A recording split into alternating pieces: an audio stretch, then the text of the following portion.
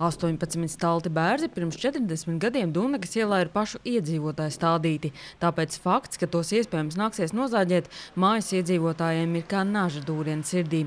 Būvējot jaunu ietvi un veloceliņu, kokiem sabojātas saknes, viens jau nolūza un nu piedāvājums vietā iestādīt jaunas liepas. Man patīk liepas, bet kāpēc šitie jāsaglabā? Jācenšas vismaz. Koki ir vienīgā dzīvība, vienīgā veselība, kas mūs aizsargā vēl. Tas būtu pilnīgs absurds un vaiprātība. Izcirst šos kokus. Es biju 2 gadu atpakaļ Vācijā, Berlīnē. Tur vispār koki, viss cauri koku, putiņi, čivini un visu asfaltu tiek izdarīt. Kāpēc viņi pie viņiem var? Es saprotu cilvēkam, kas strādā. Otrs jautājums ir, ka negrib. Vieglākie pateikt nevar. Lai gan projektētājs bija norādījis, ka jāizmanto piemēram gaisa lāpstas un pret kokiem jābūt uzmanīgiem, pēc tehnoloģiskā pārtraukuma Zaļumsaimniecības komisija konstatēja, ka bērzu saknes bojātas.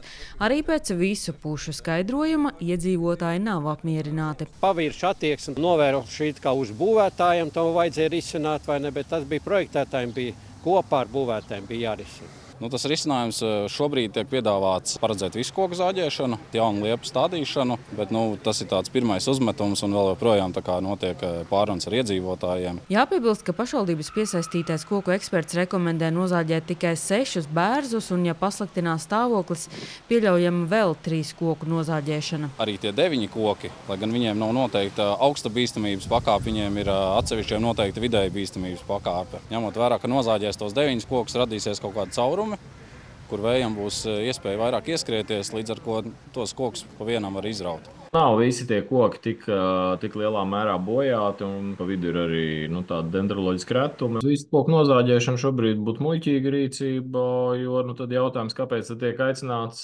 eksperts uz objektu, un pašvaldība maksā par to naudu, acīm redzot, ka tad ir vērts ieklausīties ekspertu viedoklī. Koku eksperts nozāģētos kokus rekomendē aizvietot ar bērzu dištādiem. Talsu novada pašvaldības izpilddirektora vietnieks norāda, ka pilsētai tomēr jāraugās arī no ainaviskā pilsētu plānojuma un uzturēšanas viedokļa, tāpēc vietā stādīs liepas. Liepa ir pateicīgāk. Bērs nav tas koks, kas ļaujās vainagu veidošanai. Viņš ir ļoti jūtīgs uz šīm mehāniskām iedarbībām. Varbūt, ka šis arī tas risks, kāpēc pašvaldībai ir bāžas gan par drošumu, gan arī par to koku tādu spēju izdzīvot. Viņš stādīs apmēram 3,5 metrus no ietves malas. Tad no otras puses viņi arī būs robežās no 2,5 līdz 3,5 metri, principā zaļās zonas viduspunktā. Tomēr pēc tikšanās ar iedzīvotājiem vēl tiks meklēts kompromiss, skatīsies, cik kokus iespējams atstāt un lai jaunie koki būtu no Latvijas stādaudzētavām, tātad jau aprobēti vietējam klimatam.